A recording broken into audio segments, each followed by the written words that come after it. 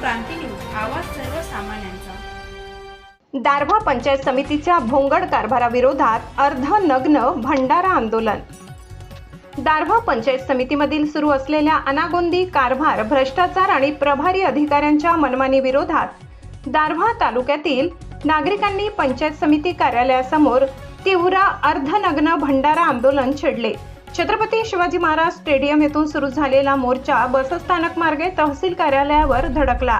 यावेळी तहसीलदारांना विविध मागण्यांचे निवेदन देण्यात आले। त्यानंतर आंदोलकांनी पंचायत समिती कार्यालयात प्रशासनाकडून दखल न घेतलेल्या तक्रारींचे जाहीर वाचन करत संताप व्यक्त केला।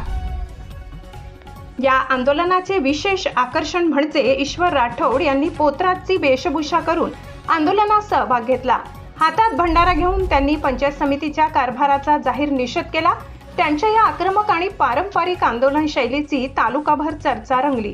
आंदोलकांनी प्रभारी गट विकास अधिकारी व गट शिक्षणाधिकारी यांच्या अनुपस्थितीमुळे रखडलेली कामे, मनरेगा आणि घरकुल योजनेतील अनियमितता, बोगस लाभार्थी, शौचालय घोटाळे तसेच शेतकऱ्यांच्या आर्थिक पिळवणुकीचे गंभीर आरोप निवेदनातून मांडले।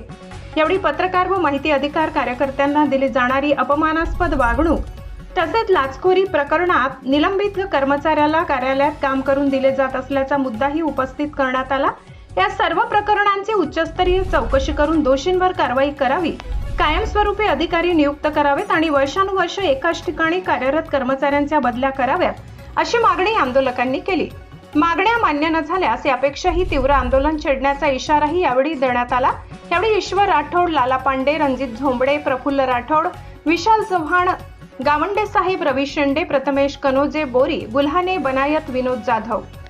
महाराष्ट्र क्रांती न्यूज साठी यवतमाळ तालुका प्रतिनिधी प्रमोद मेटांगे। अशाच नवनवीन बातम्या पाहण्यासाठी आमच्या महाराष्ट्र क्रांती न्यूज या YouTube चॅनलला लाईक करा, सबस्क्राईब करा आणि बेल आयकॉनला प्रेस करा।